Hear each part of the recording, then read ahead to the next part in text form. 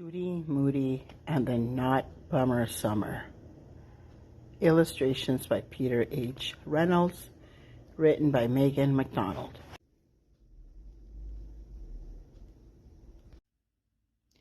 Bored EO. A week later, even though Judy had promised herself she was never ever going to talk to Rocky again, she walked across the street with her bike to say goodbye. Rocky's mom and dad, aunts, uncles, and tons of cousins were giving him a send-off party with a big goodbye, cake and lots of singing, for he's a jolly good fellow. Judy helped Rocky lug a big suitcase to the back seat of the car. Rocky gave it one final push with his butt. "So you're not gonna go to circus camp, huh? Sure you don't want to change your mind? Are you nuts? But what if you hate circus camp?" Judy asked. "What's to hate? Tightrope walking, juggling, sword swallowing, lion taming, elephant poop scooping all day. Elephant poop weighs like 200 tons. Plus it smells worse than a corpse flower." Rocky's mom tooted the horn. "Time to go, Rock." "Bye. Don't forget to write. We'll miss you. Break a leg. Buen viaggio," called his family. Judy stepped back. Her smile started to quiver. "Bye. Bye," said Rocky. She trotted alongside the car. "Remember, if camp is super boring, you can always come home." Judy hopped on her bike and raced after the car. "Don't say I didn't warn you about the poop." Rocky waved from the back seat until the car disappeared. Judy biked straight to Amy and Amy's house. When she got upstairs, Amy jamming the last Nancy Drew book into her zebra-striped backpack.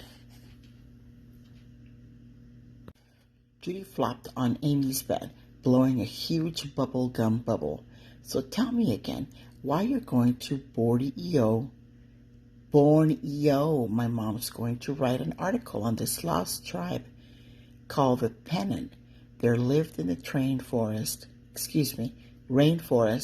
since forever, but all their land is getting wrecked because loggers are cutting down all the trees." "That sounds so way and boring. I wish I could help save a lost tribe." "Go ask your mom. Maybe she'll let you come too." "I will. See ya," Judy called, zooming out the door. 2 seconds later, she popped back into Amy's room. "But in case she says no, here's something to remember me by." Judy dug around in her pocket and came up with a red rubber band, a lucky stone, and half a grouchy pencil. "Here," she said, handing over the pencil. "Write me." "Sweet, Amy.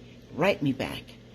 Judy pedaled home as fast as she could, singing, "Oh, Borneo, I long yo to visit you yo." She jumped off her bike, letting it crash to the ground. "Mom," she called, bursting through the door, "I have a great idea." "Mom, guess what? I figured out how to save the summer." "Save summer?" Mom said, distracted. "I don't know. It was in trouble. Listen to this. Instead of going to Grandma Lou's, boring, let's go to unboring Borneo." "Borneo?" "Judy's. That's halfway around the world. So it's got a rainforest and lost tribes that need to get found."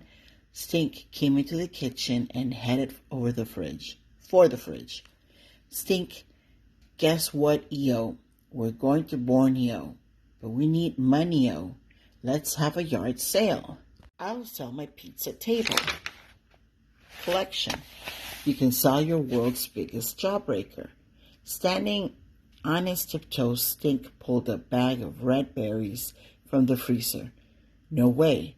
I'm busy." "Are these cranberries?" Mom nodded.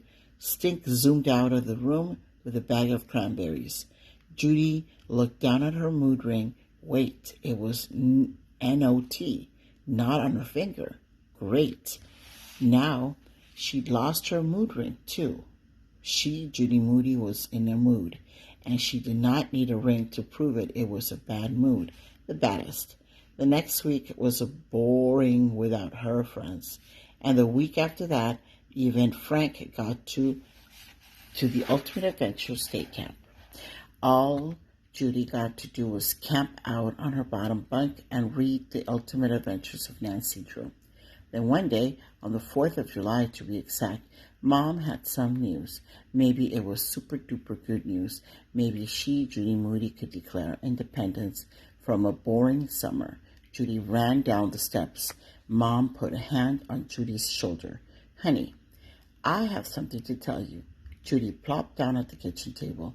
That was Nana on the phone. She and the Gramps are moving to a retirement community, remember? The Gramps hurt his back and they need some help, so we won't be going to visit Grandma Lou. Judy bounced up in her seat. "You mean we're going to visit Nana and Gramps in California instead? Woohoo, that's almost as good as Borneo." Dad stood in the doorway, holding a roller brush in one hand. He had a smudge of green paint on his face. "Did you tell her?" "Not quite," Mom said, glancing at Judy. Judy looked from one to the other, confused. "Listen, Jellybean," Dad said, gliding in the next to Judy.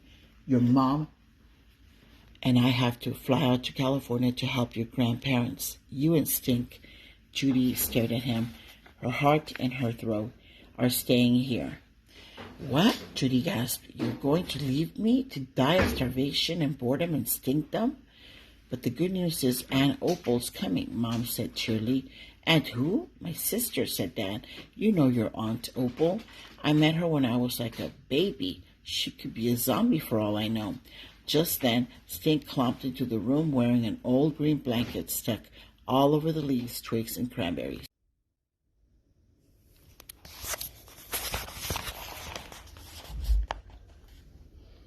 "Do I look like a berry bush?"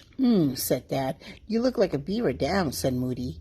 "Judy, I'm trying to fake out Bigfoot." "Oh, in that case, then definitely," said Dad. "Absolutely." "Great." Stink skipped out of the kitchen. So Judy said, ticking off on her fingers, "I'm not going to Borneo. I'm not going to California. And I'm not even going to Grandma's Lou's." Mom and Dad nodded. This is the way worst double drag down in the dump summer ever. Judy ran up the stairs and ran into her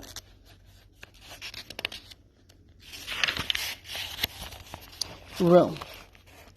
Slamming the door, she flung herself onto the lower bunk. Roar! Ting-a-ling-a, ding, ding, ding, ding. Outside, the happy tune of the ice cream truck drifted through the window. Stink called up the stairs.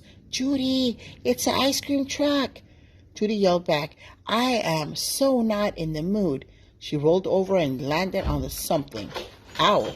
Pulling out the magic 8-ball, Judy asked a question, shaking it hard. "Dear magic 8-ball, could this summer get any worse?" The window cleared without a doubt.